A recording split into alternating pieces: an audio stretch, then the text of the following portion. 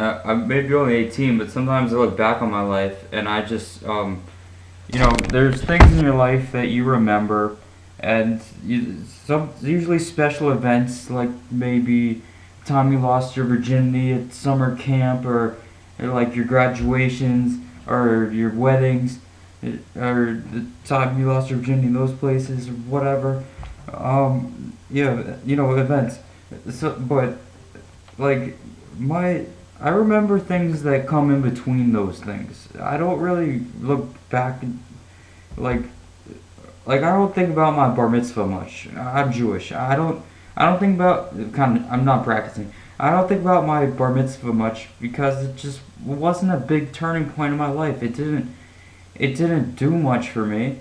I was a man in the Jewish religion, but I didn't learn anything new. I still was a 13-year-old boy who, was finding things out, and the identity, and but when I think about, oh, my voice cracked. When I think about moments that stick with me, like one moment that sticks out is happened a few nights ago.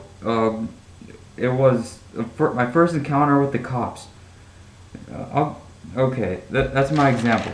Most people don't remember their first, like, that's not one thing they'll remember when they look back on their life, but I think it's something I'm going to remember. And I'm going to explain to you the story. I'm going to explain to you what happened. So, I'm 18, kind of in the uncertain part of my life.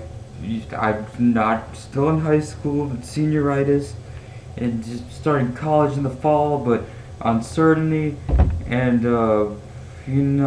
just a bunch of like, who am I?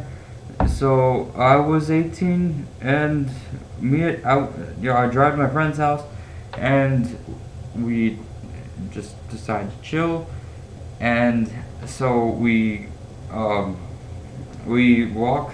We just decide it's 20 degrees outside, but like we didn't care. We've been to a Boy Scout camp also before, and when you go on a Boy Scout camp out in the cold, you just stop caring that it's cold because you've been in a tent when it's cold. And so, anyways, both of us didn't care that it was cold. I'm not a Boy Scout. I was Boy Scout till I was like 15, but So, anyways, I'm getting off topic. So we walked to CVS and we bought some candy, and we were both wearing hats and stuff. And it was at his house. We just teenage boys bored with life, and we're walking and we passed a Catholic church, yard going through to get back to his neighborhood. For some reason, they always had lazy ass cops there. The ones who don't catch any real criminals. Like, they're just the donut eating ones, and like they just they look for the pot smokers because they're such a danger to society. And again, this isn't where the encounter happened. That's just where we saw the first cop, and that's where they became suspicious. We were both wearing hats, so maybe that made us look sketchy. I don't know, but I mean, two white kids up to no good. Let's write them a citation for being too much of a dude and studying too hard. But even so, that's profiling, and I had a fucking puffball on it. Anyways, we walked to a park that's next to an elementary school, so I guess that's where, maybe the up to no good image came in. Okay, look, I understand we look suspicious of something. We're at a park next to a school on a winter night while we talk like this. And that's not very commonplace for law-abiding citizens. And I get that, okay? But we weren't doing anything illegal. Anyways, we sit on the swings, have like a deep-ass conversation about life and girls and school and whatever, talk like this again. And we took a picture for Instagram because, sketchy place, well, it looks sketchy, those white neighborhood. Eventually a cop shows up and the siren, no siren's on. I turn around the second he shows up. So, but I wasn't scared. I'm proud of myself for this. like I'm an adult now. I turned 18 like a month ago, like a little over a month ago, like January. So I decide, since I'm legally an adult, I'm gonna handle this. And so here's what I do. I start walking towards him, just to act like I have nothing to hide. He begins by asking like what we're doing out there, how old we were, what are you boys smoking, like in a alternating southern like he had one, people his voice sounds southern sometimes, but like when they're trying to make a point, his voice alternated between southern and not southern. Yeah, so I didn't know if he was southern or not. Southern makes a difference with cops. Anyways, I answer his questions, and we were just sitting there. So, so he just searched us. He asked anything he shouldn't have, and we said no, but he still searched us. And like he was a nice cop. What happened was, we looked suspicious of something, even though we were just sitting on a swing. And like a paranoid neighbor called the cops or something, and they accused us of sparking. And yeah, you know what? They should have been in trouble, because me and my friend are sitting on a swing and we're having a deep conversation, and you lie to the cops. Like, why would we get in trouble? That doesn't make any sense. That's perjury, right? Whatever the word is. So who's the guilty one? Who's the shittier person? So I empty my pockets right away after he asked anything he shouldn't have. In his alternating voice, he gets to my friend who has his vodka flask, but the cop just laughs and checks his other things, and not in a dirty way. My friend didn't have any vodka in there. Like, you just had it. And my friend, Jeremy. His name is Jeremy. I mean, he's a real person. I have friends. I'm not just home all the time. Okay, so Jeremy's one of those guys who carries around like 30 things with him. You get past the usual phone, the wallet, you just have like laser pointers and air fresheners and receipts and little knickknacks from the thrift store.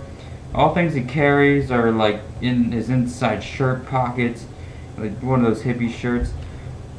So Jeremy has like 30 things, and the cop just starts chuckling and is like, Jesus, man. As it takes up like 10 minutes to search everything he carries. The cop makes Jeremy like pour his empty vodka flask. Like, there was nothing in there. Just made it pour on the mulch. And he was cool, like, listen, I'm not gonna call your mother. And he just explained how it'd be better to be out there if we were with a girl, or if it was like a summer night or something. He was joking. It's kind of funny. And he concludes in his southern voice, like, life lesson, boys. He's like Virginia southern. He's not like Alabama southern. And he's like, you guys go home now.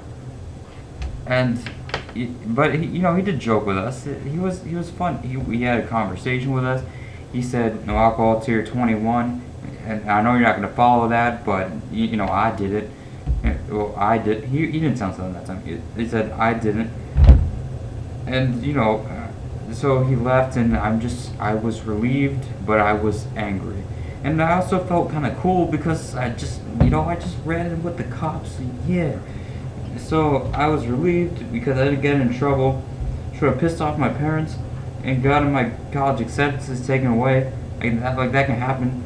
But angry because I can't sit on a fucking swing without that shit happening. I mean, the area with the swings was lit up. Like everywhere else around it was dark in the park. That rhymes. But the area with the swings was lit up. And it's just like, hey, sit here. So we did that. It looked sketchy, but it said, hey, sit here because I'm lit up. And, yeah, so I was glad because I had that story. But the memory just sticks with me. It's gonna stick with me. Like, me and Jeremy sitting on swings. It sounds kinda gay. I know. As if we were in like a quality 90s TV show or something, like Boy Meets World. And the cop stops us. It's like swinging while awkward is suddenly a misdemeanor. and the things you remember are just the things that like change your outlook on life, and that definitely changed my outlook on life, and that yeah, that was just one of the memories that did that. Yeah, so not a wedding, not a bar mitzvah, not lose your virginity, but just the time awkwardness confronted the law.